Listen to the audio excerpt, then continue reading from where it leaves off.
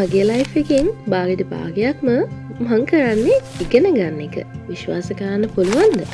ගෙදරට වෙලා පැය 24ම ඉගෙන ගන්න? නෑ. පැය 24ම නම් ඉගෙන ගන්නේ නැහැ. මොකද හොඳට කාලා හොඳට නිදා ගන්නත් ඕනේ. තව YouTube වීඩියෝස් බලන්නත් තියෙනවානේ. ඉතින් මේ ඔක්කොම එක දවසට පැය 10ක් පාඩම් කරන්න පුළුවන්ද? පැය 10ක් ඉගෙන ගන්න වැඩ එක දිගට කරන්න පුළුවන්ද? එක දිගට කරන්න බැරි වුණත් හරියට ටාගට් එකක් තියාගෙන මහන්සිය බලන්නේ නැතුව වැඩ කරන්න පුළුවන් නම් පැය 10ක් නෙවෙයි දවසට ඊට වඩා පැය ගාණක් වුණත් ඔයාගේ වැඩ ටික කවර් කරගන්න පුළුවන්.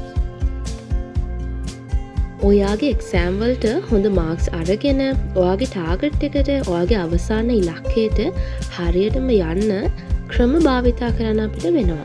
ඉතින් ඒ දේවල් ගැන ඒ ස්ටඩි ටිප්ස් ගැන මම මගේ කලින් වීඩියෝස් දෙකේ ඉතා හොඳින් පැහැදිලි කරලා කියලා දෙනවා. ඒක නිසා මේ වීඩියෝ එක බැලුවට පස්සේ අනිවාර්යයෙන්ම ඒ වීඩියෝස් දෙකත් බලන්න. මොකද ඔයාලා මොන හරි ප්‍රශ්නක ඉන්නව නම් පාඩම් වැඩ හරියට කරගන්න බැරුව, හරියට ප්ලෑන් කරගන්න බැරුව ඔයාලට ඒ වීඩියෝස් දෙක බලලා හොඳ අයිඩියා එකක් වගේම ස්ටඩි ටිප්ස් ටිකක් ඉගෙන ගන්න chance එකක් හම්බ වෙනවා. ඉතින් අනිවාර්යයෙන්ම ඔන්න ඒ වීඩියෝ දෙක නම් බලන්න අමතක කරන්න එපා. ගොඩක් අයට තියෙන ප්‍රශ්නයක් තමයි ඔයා කරන වැඩේ එක දිගට කරගෙන යන්න බැරි එක. උදාහරණයක් විදිහට ඔයාට ලෙක්චර් එකක් තියෙනවා කියලා හිතන්න ඔන්ලයින්.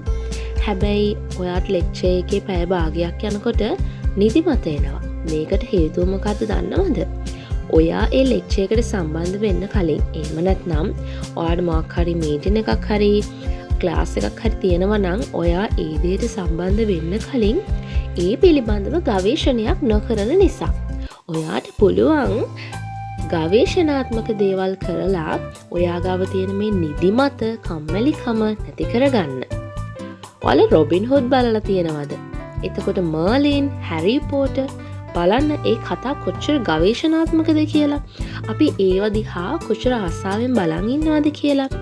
ඒ ගවේෂණාත්මක භාවයේ තියෙන නිර්මාණාත්මක බව සහ එතකොට ඒවට කැපවෙන විදිහ දැක්කහම තියෙන ආසාව නිසා තමයි අපි ඒ දේවල් වලට ලොකු ෆෝකස් එකක් දීලා බලාගෙන ඉන්නේ.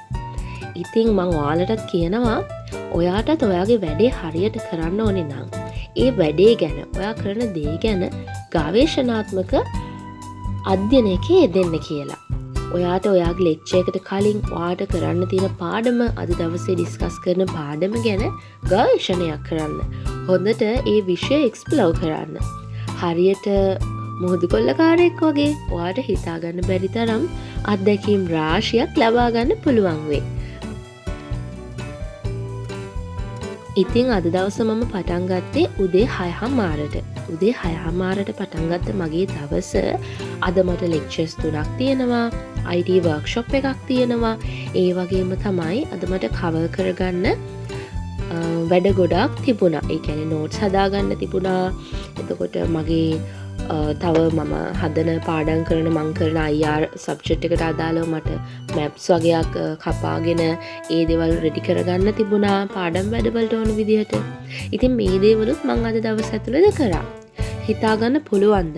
මම පැය 10කටත් වැඩි කාලයක් මගේ වැඩවලට ෆෝකස් එක දීලා මං හරි ආසාවෙන් මේ දවස ගත කළා. මේකට ප්‍රධාන හේතුව තමයි මම කරන විෂයන් ගැන ලොකු ගවේෂණයක යෙදෙන නිසා. ඔන්න 9:30 වල ඉඳන් පටන් ගත්ත මේ යුද්ධය මම ඉවර කරේ විවේකයක් ගන්න කියලා රෑ 8ට. ඉතින් මම රෑ 8ට හොඳ විවේකයක් අරගෙන කෑම කාලා ඊට පස්සේ ආපහු ඔන්න මගේ ඊළඟ පැය ගාන අවසන් කරන්න මගේ වැඩවලට ආවා. මට මේ වෙනකොට ඉවර කරන්න තිබුණේ තව පැය එකක වගේ පොඩි කාලයක්. ඉතින් මේ කාලය ඇතුළත මම කරේ මොකද්ද දන්නවද? සාමාන්‍යයෙන් ටිකක් උදේ 6:00 ඉඳලා නැගිටලා ඉන්නකොට රෑ 9:10 ලඟ වෙනකොට අපිට නිදිමත එනවා. එතකොට අපි කරන්න ඕනේ අපි ආසම දෙයක්. අපි ආසම දෙයක් කරොත් තමයි මේ වෙලාවෙත් අපිට වැඩක් කරගෙන මේ නිදිමත නැති කරගෙන අපේ වැඩවලට ෆෝකස් එක දෙන්න පුළුවන් වෙන්නේ. ඔන්න ඊළඟට කියන වීඩියෝස් දෙකෙන් ඔයාලා මගෙන් නිතරම ඉල්ලපු වීඩියෝස් දෙකක් තමයි අරගෙන එන්නේ.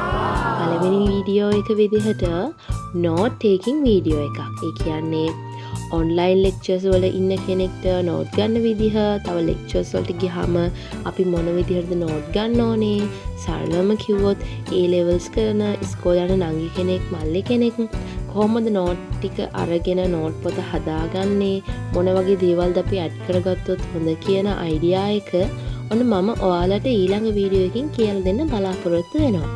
ඊට පස්සේ වීඩියෝ එකෙන් මම ඔයාලත් එක්ක ෂෙයා කරගන්නවා ස්ටඩි ප්ලෑන් එකක් හදාගන්න හැටි. මම ඒ ස්ටඩි ප්ලෑන් වීඩියෝස් කොටස් කිහිපයකින් කරන්න බලාපොරොත්තු වෙනවා. මාසයකට කොහොමද අපි ස්ටඩි ප්ලෑන් එක හදාගන්න ඕනේ, සතියකට කොහොමද, දවසක් ඇතුළත කොහොමද ස්ටඩි ප්ලෑන් එක හදාගන්න ඕනේ කියලා ඔන්න මම ඔයාලත් එක්ක ෂෙයා කරගන්න බලාපොරොත්තු වෙනවා. ඉතින් ඔන්න මේ විදිහට මගේ අද දවස ගත වුණා. මං ගොඩක් ආසාවෙන් ඒ වගේම උනන්දුවෙන් මගේ විෂයන් ගැන ගවේෂණයට යෙදෙනවා. ඔයාලටත් කියනවා ඒ විදිහට ඔයා අකමැති දේවල් කැමති කරගන්නත්, කැමති දේවල් තවත් වඩාත් කැමති කරගන්නත් වැඩ කරන්න කියලා. ඉතින් ඔන්න ඊළඟ නෝට් ටේකින් වීඩියෝ එක නම් ගොඩක් රසවත් එකක් වෙනවා. ඒ නෝට් ටේකින් වීඩියෝ එකට මෙන්න මේ මම යූස් කරන මැප්ස් මොනවද, සිම්බල්ස් මොනවද, ඇයි මම මේ දේවල් යූස් කරන්නේ කියලාත් ඔයාලට බලා ගන්න පුළුවන් වෙනවා. ඉතින් මම හිතනවා අද වීඩියෝ එකත් ඔයාලට ගොඩක් ප්‍රයෝජනවත් වෙන්න ඇති කියලා. ඔයාලා කැමති ඒ වගේම බලාපොරොත්තු වෙන තවත් වීඩියෝස් තියෙනවා නම් අනිවාර්යයෙන්ම පහලින් කමෙන්ට් කරන්න. එහෙනම් තවත් දවසකින් ආයෙත් හම්බ වෙමු. ගිහින් එන්නම්.